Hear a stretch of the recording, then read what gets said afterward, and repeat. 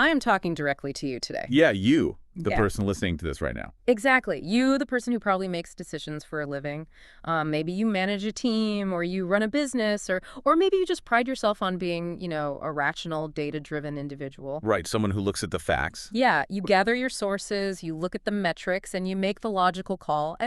We all like to think that if someone handed us the absolute undeniable truth on a silver platter, we would just accept it, right? It's a comforting thought, for sure. We really want to believe that human beings are these inherently objective processors of information. But the reality of history tells a much, much darker story. And I want to pull you back to the summer of 1845. Oh, this is such a vivid starting point.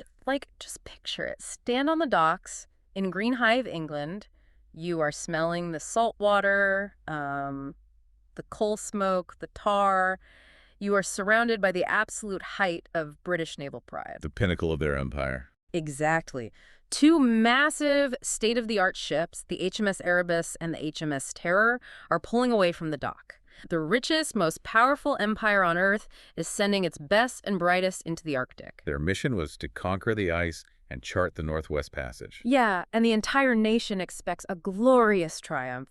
They sail off into the horizon, and then absolute deafening silence. Just nothing. Nothing. No European ever saw those 129 men alive again. Which, triggered this decades-long panic in London. It became the most expensive search operation in the history of human exploration up to that point. And that vanishing act, that is our focus today. But our mission for this deep dive is not just to tell a spooky campfire story about men disappearing in the snow. No, it's so much bigger than that. It really is. The stack of sources I have in front of me. We've got official Royal Navy expedition manifests, the haunting text of the 1848 Victory Point Note. We've got 19th century explorer logs. Right. And modern forensic anthropology reports from the 1980s, and most crucially, generations of Inuit oral history. All of this points to something much more relevant to us today. It's about a psychological trap. Exactly. We're exploring the trap of certainty. We're doing a deep analysis of how the most advanced society on the planet spent decades actively refusing to hear the factual truth. Completely ignoring the data. Just ignoring it simply because that truth was delivered by people they did not respect. The information was always there. The failure was entirely in the processing of that information by the people in power. Okay, let's unpack this. Let's look at the baseline confidence of this expedition, because we really need to understand the scale of the hubris before we look at the collapse. Yeah, you have to set the stage. So it's May 19th, 1845. Sir John Franklin, who is a 59-year-old veteran explorer, is commanding the mission. He's joined by Captains Crozier and Fitzjames. Right, and they've got 129 men on the Erebus and the Terror. Their goal is the Northwest Passage. But for anyone rusty on their 19th century geopolitics, why was Britain so utterly obsessed with charting this specific stretch of ice? Well, it was essentially the holy grail of global trade. The British Empire ran entirely on maritime commerce. Right, everything moved by boat. Exactly. At the time, if you wanted to sail from Europe to Asia to trade for, say, spices or silk or tea, you had to take this agonizingly long, dangerous route. You had to go all the way down around the southern tip of South America or Africa. Which took months and months. Right. So the Northwest Passage was this theoretical shortcut through the Arctic Ocean, going right over the top of North America. If Britain could map it and control it, they would dominate global trade routes even more completely than they already did. So it was about solidifying ultimate economic supremacy? Absolutely. It was pure national ambition. So they spare absolutely no expense, and I mean that literally. I am looking at the engineering specs of the Erebus and the Terror right now, and it feels remarkably similar to, a modern Silicon Valley tech launch. Oh, that's a great comparison. Yeah, it's like where the founders genuinely believe their new app can solve a hurricane. They didn't just pack warm coats. These were originally bomb vessels, right? They were, and bomb vessels were built for war, specifically designed to carry heavy mortars. Which are massive guns. Yeah, massive. To handle the incredible concussive recoil of firing a mortar, the hulls of these ships were unbelievably thick.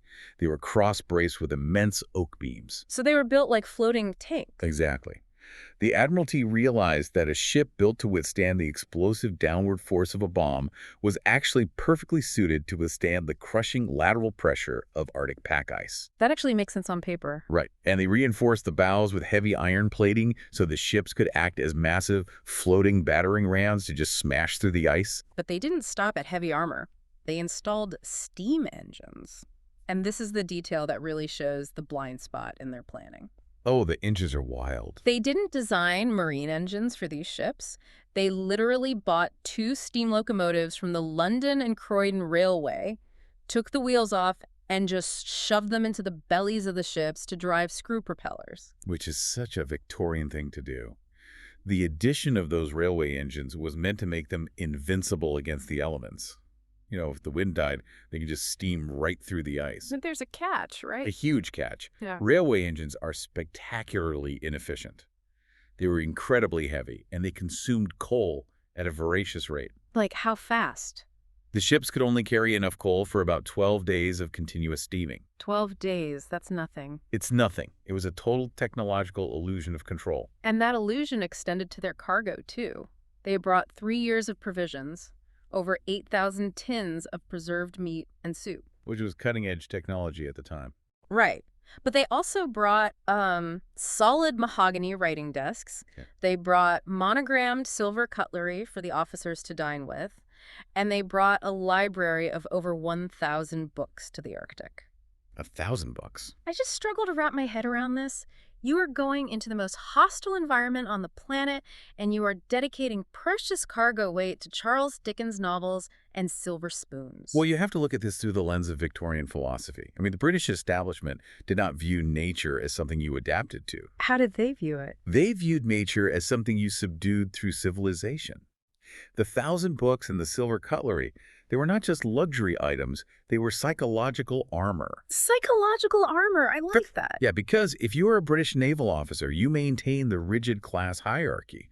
You dine with silver and you read literature, because maintaining your civilized habits is what separates you from the savagery of the wilderness. Wow. They genuinely believed their cultural superiority would literally shield them from the cold. They were trying to colonize the ice with drawing rooms. Exactly. They just assumed the Arctic would simply yield to British engineering and manners. And that unsinkable confidence makes the timeline so jarring. I mean, they sail out in May. In late July 1845, 2 whaling ships spot them. In Baffin Bay, right? Yeah, moored to an iceberg in Baffin Bay, waiting for a clearing in the ice to push west. They wave to the whalers sail home, and then the door of the world just shuts behind them. It just becomes a black box. For the public back in London, the silence was initially waved away. I mean, the ships had 3 years of food. Franklin was experienced. They weren't worried at first. Not at all. The Admiralty assumed they were just taking their time, thoroughly mapping the passage. But as 3 years turned into 4, and then 5, the silence transformed into a frantic national crisis. And I want to open that black box right now because we actually know what happened behind that locked door, and it starts in September of 1846. The ships get trapped in the ice off King William Island. A terrible place to get stuck. Let's be really clear about what trapped in the ice means here, because I think people often picture a ship frozen into a placid, flat ice skating rink. Oh no, that is not pack ice. What is pack ice like? Pack ice is far more akin to slow-motion tectonic plates. The ocean currents and the wind are constantly pushing massive flows of ice against each other. So it's moving. Always moving. And when those flows collide, the ice splinters and buckles upward, creating these massive pressure ridges that can be stories high.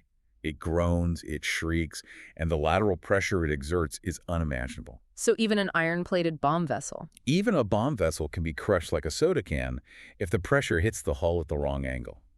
Being trapped in it means you're at the mercy of a constantly grinding, shifting landscape of jagged frozen ocean. That is horrifying. So they are locked in this grinding nightmare. And the only written record we have from them inside this timeline, the only piece of paper that survives to tell us what happened, is the Victory Point note. That note is legendary. It really is. It was found years later in 1859, tucked into a little metal cylinder inside a stone pile on King William Island. And the physical document itself is perhaps the most chilling artifact in naval history, purely because of the visual contradiction it presents. Yeah, let's describe it for the listener. It is a standard pre-printed Admiralty form, the kind you'd toss in a bottle to chart ocean currents. And it actually has 2 completely separate messages on it, written exactly a year apart. On the same page? Same page. The first message is written in the center of the page in May 1847. It gives their coordinates. It says Sir John Franklin is commanding the expedition. And it ends with this incredibly cheerful sign-off, all well. All well. which tells us that after surviving their first winter trapped in the ice, the Victorian confidence was still fully intact. Their systems were ostensibly holding up. But then you look at the margins of that exact same piece of paper. 1 year later, in April 1848, someone has taken a pen and frantically scrawled a second message in a circle around the edges of the first message. It's so chaotic to look at. It's a total disaster report. It says, Sir John Franklin died on June 11th, 1847. And I really want to pause on that. He died just 2 weeks after they wrote All Well. Things went bad so fast. Incredibly fast. The margin note goes on to say 9 officers and 15 men are dead, and it states that the remaining 105 survivors have abandoned the Erebus and the Terror to walk south across the ice toward the Back River. The psychological collapse captured in the ink is just staggering. You have the neat, orderly optimism of 1847 literally surrounded and boxed in by the chaotic, desperate handwriting of 1848. It's terrifying. It is the exact documentary moment where the illusion of technological control breaks completely. My question is, what forces a group of highly disciplined naval officers to abandon the most advanced ships in the world? I mean, those ships were their fortresses. They had the steam boilers for warmth, they had shelter. They were supposedly unsinkable. Right. To walk away from the ships means you are stepping onto that jagged, grinding pack ice with absolutely no guarantee of survival. Well, it indicates a total failure of their life support systems. By April 1848, they had been locked in the ice for 19 months. The ice had not melted during the brief summer of 1847. So they were trapped for a second year. Exactly. Their coal was gone. But more importantly, the biology of the crew was failing. The death toll listed on that note, 9 officers and 15 men, is statistically bizarre. Wait, what do you mean by bizarre? Why is that strange? Because in naval expeditions of that era, common sailors usually died at a much, much higher rate than officers. Oh, because they did all the hard work. Exactly. Sailors did the heavy, dangerous labor. Officers had better quarters, they had warmer clothes, and crucially, they had access to better private food stocks. Yet here, a massive, disproportionate percentage of the officer class had died. That's fascinating. Yeah, it suggests something systemic was attacking the leadership specifically. And this brings us to the food, the provisions that were supposed to guarantee their survival. I am looking at the history of the canning process they relied on. The Admiralty awarded the massive contract for those 8,000 tins of meat and soup to a man named Stephen Goldner. Who was notorious for cutting corners. Yeah, he got the contract incredibly late, and he had to rush production just to get the food on the ships in time. Right, and the technology of canning was still in its absolute infancy. Goldner was producing these massive tins, some holding several pounds of meat. To seal them quickly, his workers used a very heavy bead of solder around the inner lip of the tin. And that solder was a mixture of tin and lead. A very high percentage of lead. Now, the soup and the preserved tomatoes they packed were highly acidic. Oh, no. Yeah. Oh. Over the months and years those tins sat in the ship's hold, that acid was actively leaching lead directly from the thick solder joints right into the crew's food supply. Okay, let's break down what that actually does to a human body. Because lead poisoning isn't just, a stomach ache. No.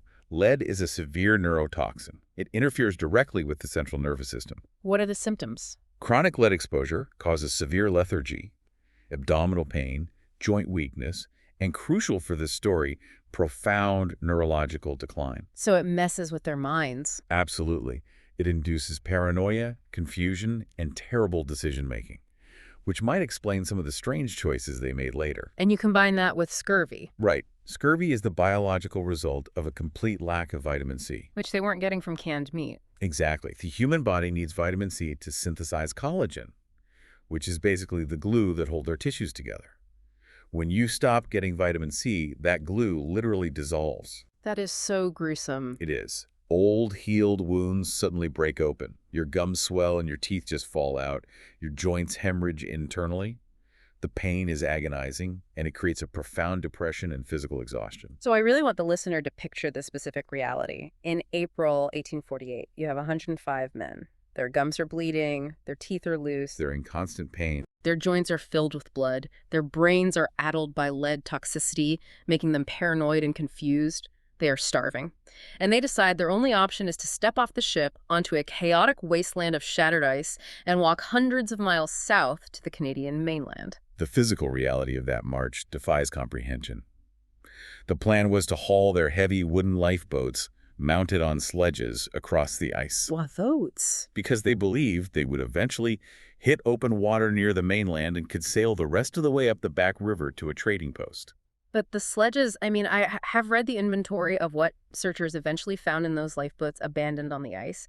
The logistics here just break my brain. They are dragging massive oak boats. Which weighed hundreds of pounds on their own. Right. And inside the boats, they packed heavy iron cook stoves. They packed the mahogany writing desks. They packed silver pocket watches, silk handkerchiefs, and the monogrammed silver cutlery. The Victorian mindset on display again. I'm trying to understand the mindset. You are dying of scurvy, you can barely stand, and you are burning thousands of calories dragging silver spoons across pressure ridges. At what point does an officer look at a heavy desk and say, maybe we leave this behind? It sounds totally absurd to us today, but it speaks to the psychological inertia of their naval discipline. Remember, their entire worldview was built on the idea that their civilization was their protection. So the objects were symbolic. Very much so. To leave the silver and the writing desks behind was to admit that the empire had failed them, and that they were reduced to mere animals trying to survive. Clinging to the heavy, useless artifacts of Victorian society was a desperate attempt to maintain their identity as British officers. But biology always wins over ideology. It always does. The human body can only run on a caloric deficit for so long before it consumes itself. As they dragged those sledges down the coast of King William Island, men began to drop. Just dying in the harnesses. Yes. And they couldn't even bury them in the permafrost, so they just left them on the ice. The discipline fractured. The veneer of civilization evaporated completely. It had to. And we arrive at the absolute extreme of human suffering. Wow. What's fascinating here is that when survival is the only biological directive left, the taboo against consuming human flesh dissolves. Yeah. The starving survivors resorted to cannibalism. And we are not bringing this up for shock value. It is the ultimate metric of their desperation. Men who brought a 1,000-book library to the Arctic were reduced to butchering their dead crewmates, just to take one more step. It is the starkest possible evidence of the total collapse of their reality. Yeah. The ice did not care about their rank, their silver, or their national pride. So the men die out there in the freezing dark. The expedition is completely wiped out. But here's the massive twist in the timeline. The physical men died, but the story of how they died, the highly detailed factual account of their final days, made it back to London much faster than anyone realizes. Oh, this is the craziest part. And London actively, aggressively suppressed it. This is where the story pivots from an environmental tragedy to a profound moral failure of the British establishment. I want to introduce John Ray, because the listener might be wondering, if everyone died, who on earth carried the message back to England? Right, someone had to find out. John Ray is a Scottish doctor working for the Hudson's Bay Company, and his approach to the Arctic is the exact polar opposite of Sir John Franklin's. John Ray is one of the most effective, yet historically sidelined explorers of the 19th century. Franklin brought hundreds of men, steam engines, and silver, trying to force the British way of life onto the ice. Van Ray did what? Ray looked around and realized that there were people who had successfully lived in this environment for thousands of years. So Ray traveled light. He traveled with indigenous guides. He adapted. Exactly. He wore Inuit clothing, learned to build snow houses, and hunted locally. He survived by listening to the people who actually knew the land. And because he listened to them, they talked to him. In the spring of 1854, Ray is exploring the Boothia Peninsula, and he encounters a group of Inuit hunters. He asks them through an interpreter if they have seen any large ships or white men. And the Inuit give him an incredibly precise data dump. They tell him that several years prior, a party of starving white men was seen dragging boats south. They had all the details. They detail exactly where the men fell near the mouth of the Great Fish River. They describe the condition of the bodies. And they explicitly report the evidence of cannibalism among the final survivors. The level of detail was surgical. And to corroborate this story, the Inuit provided Ray with physical relics they had recovered from the dead men's camps. Physical proof. Yes. They handed him monogrammed silver spoons belonging to specific officers. They handed him Sir John Franklin's own Hanoverian Order of Merit Medal. Okay, I have to play the skeptic here on behalf of our listeners, because I can hear someone saying, wait, this is an oral history passed between different Inuit hunters over the course of 4 or 5 years before Ray even hears it. We all know how the game of telephone works. Isn't it highly likely the story was exaggerated or garbled? That is exactly the modern bias that we project onto oral cultures. We view oral storytelling as entertainment, prone to drift and exaggeration. Right, like a myth. But in indigenous Arctic cultures, oral history is a highly rigorous technology for survival. Mm. In an environment that's lethal, if you pass down inaccurate information about where the ice is thin, or where a specific herd migrates, or where a group of people died, your community dies. Oh, wow. So the accuracy of the data is literally a matter of life and death. Precisely. Their oral transmission involves strict communal correction. If a storyteller alters a detail, the elders correct it. It's a rigid, peer-reviewed data storage system. That makes total sense. The Inuit weren't telling a campfire ghost story. They were reporting forensic facts about a strange event in their territory. Here's where it gets really interesting, though. So John Ray takes this pristine, verified intelligence back to London in 1854. He hands the Admiralty the timeline, the location, the motive, and the physical DNA evidence in the form of the silver. He solved the mystery. He solved it. If you are a project manager today and someone hands you the exact answer to a 5-year-old million-dollar problem, you celebrate them. But the British Empire literally recoiled in horror. It's like hiring the world's best detectives, having them hand you the DNA evidence and then firing them because you don't like the suspect. The reaction in London was explosive, and it was entirely focused on one detail: the cannibalism. They just couldn't handle it. The British public, the press, and the Admiralty found it fundamentally impossible to accept that heroic, disciplined Royal Navy officers could resort to what they viewed as pure savagery. And the fact that this horrible truth was being delivered by indigenous people made it completely radioactive to the Victorians. You have to understand the rigid racial and cultural hierarchy of the Victorian worldview. The British saw themselves at the absolute apex of civilization, destined to bring order to the world. They categorized indigenous populations as primitive and uncivilized. To accept John Ray's report meant accepting that, quote-unquote, uncivilized people had witnessed the complete moral and physical collapse of the pinnacle of civilization. It threatened their entire worldview. It threatened the entire ideological foundation of the empire. So rather than accept the data, they attacked the messengers. They chose a flattering lie over an unflattering truth, and they brought out the heavy artillery to enforce that lie. Sir John Franklin's widow, Lady Jane Franklin, was an absolute master of public relations. She was formidable. She refused to let her husband's legacy end in cannibalism. So she teams up with the most famous, influential writer on the planet at the time, Charles Dickens. Charles Dickens was the voice of Victorian morality. He took up Lady Franklin's cause in his highly influential magazine, Household Words. And the arguments he published are a masterclass in cognitive dissonance and racist rationalization. I read the excerpts from Dickens' articles, and they are breathtakingly arrogant. It's hard to read today. He doesn't just doubt the Inuit. He actively creates an alternative reality. Break down his logic for us. Well, Dickens argued that the Inuit testimony was inherently worthless because, in his words, they were covetous, treacherous, and cruel. Which is just vile. Yes. He stated that no true Englishman, steeped in the virtues of the Royal Navy, would ever resort to cannibalism, no matter the extremity of the starvation. His logic was that British character was somehow biologically immune to base survival instincts. Which is an insane misunderstanding of biology. But he went further than that. He didn't just deny the cannibalism. He accused the Inuit of murder. He had to invent a narrative that preserved British honor, since he couldn't deny that the men were dead. I mean, John Ray had the silver to prove it. Dickens proposed that the deceitful, savage Inuit must have overwhelmed the weakened British officers and murdered them. Based on nothing. Based on absolutely zero evidence, he turned the victims into noble martyrs who fought to the last and turned the actual witnesses into villains. And what happens to John Ray, the lone guy standing in the room holding the actual facts? He was systematically discredited. The Admiralty withheld the full reward money from him for years.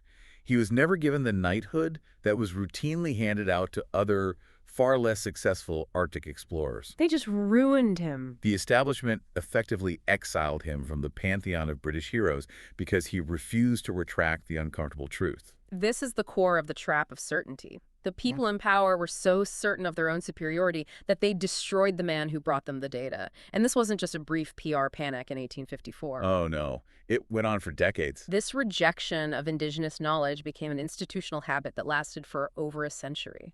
Let's look at the subsequent search expeditions. Even after Ray's report, the search continued. Over the next few decades, explorers like the American Charles Francis Hall and later Frederick Schwatka went into the Arctic. And they did things differently. They did. Yeah. Unlike the British Admiralty, these guys on the ground actually utilized Inuit guides, specifically a couple named Taklituk and Ipavik. Hall and Schwatka spend years up there, and their Inuit guides lead them to more camps. They interview more local hunters. The Inuit tell them, a ship was crushed in the ice here.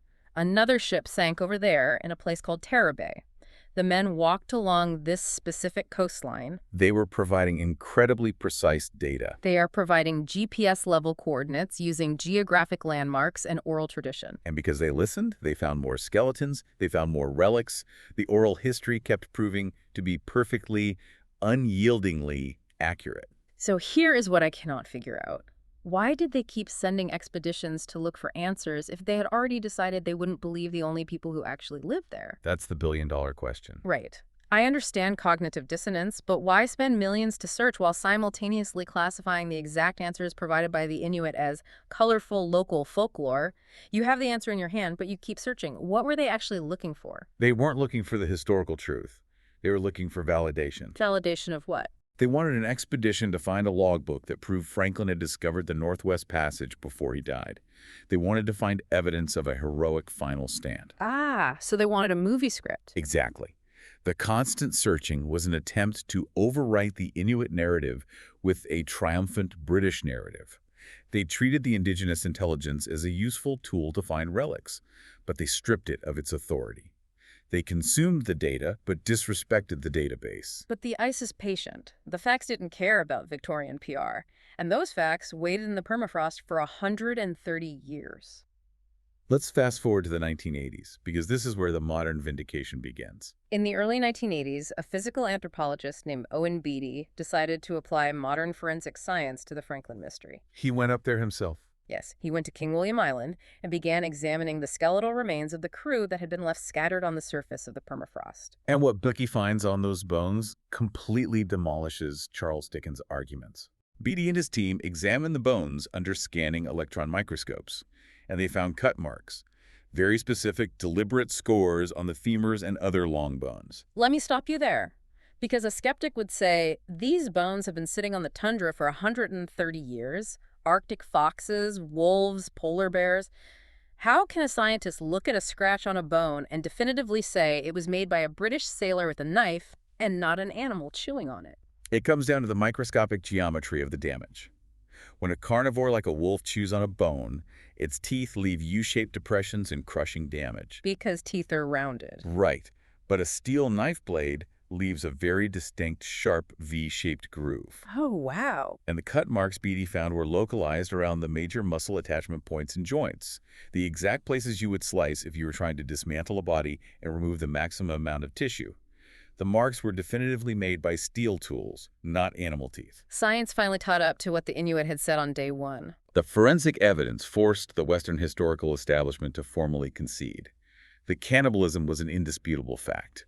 The oral history handed to John Ray in 1854 was 100% accurate. But the ultimate vindication, the moment that is almost too perfect for a movie script, didn't happen until a decade ago. Because the ships were still missing. We still hadn't found the ships. The Erebus and the Terror were still missing. For years, massive Canadian icebreakers and high-tech autonomous submersibles had been mowing the lawn in the Arctic Ocean, scanning the seafloor in the areas where Western historians assumed the ships must have drifted. They were searching based on the drift patterns of the pack ice, ignoring the specific locations the Inuit had pointed out for a century. Until 2014, a Canadian search team finally decides to deploy their sonar in the exact area where Inuit oral tradition had always insisted a massive wooden ship had been crushed and sunk. And guess what? What do you know? The wreck of the HMS Erebus is sitting right there on the seafloor, almost exactly where the story said it was. The discovery of the Erebus was a massive paradigm shift. The discovery of the HMS Terror 2 years later, in 2016, is the perfect culmination of this entire saga. This is my absolute favorite detail of the entire deep dive. Tell us the story of Sammy Kogvik. Sammy Kogvik is an Inuk man from the local community of Gjoa Haven. In 2016, he was working as a crewman aboard the Martin Bergman, which was one of the modern research vessels searching for the Terror. They were doing the high-tech sonar sweeps. Right. They were headed toward a search grid designated by historians. During a conversation on the deck, Kogvik mentions a memory to the crew. He tells them that about 6 or 7 years prior, he'd been traveling on a snowmobile across the sea ice on his way to go fishing. And he was crossing a specific bay called Terror Bay. Right. As he was crossing, he saw a large piece of dark wood sticking straight up out of the winter ice. It looked exactly like a massive ship's mast. Out in the middle of nowhere. Exactly. He even stopped and took a picture of himself hugging the wooden pole. But on his way home, he dropped his camera in the snow and lost it. Because he lost the photo, he kept the story to himself for years, figuring nobody would believe him without proof. But the crew of the research vessel actually listened to him. They didn't dismiss him. They looked at their multi-million-dollar sonar equipment, they looked at their historical drift models, and they decided to toss all of it out and trust the local guy's memory. They diverted the ship into Terror Bay. And there it was, the HS Terror, sitting perfectly upright in pristine condition at the bottom of the bay.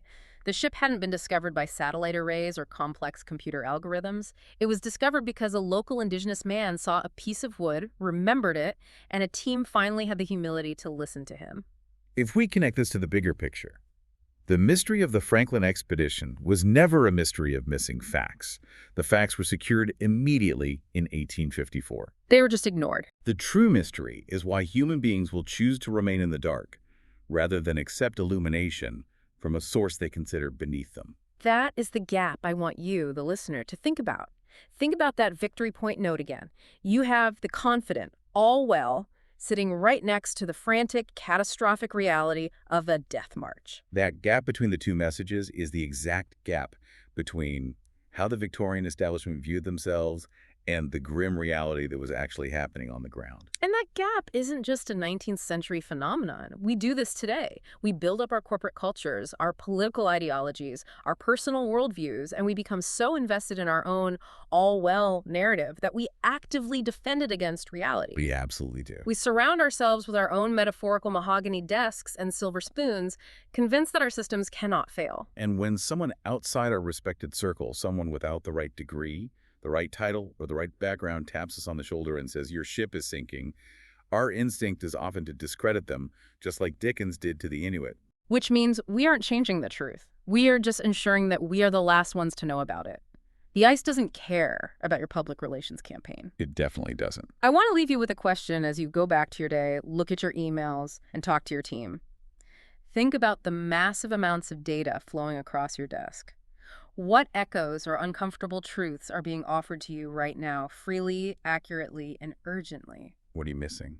What vital piece of intelligence are you actively choosing not to investigate simply because you don't respect the messenger who brought it?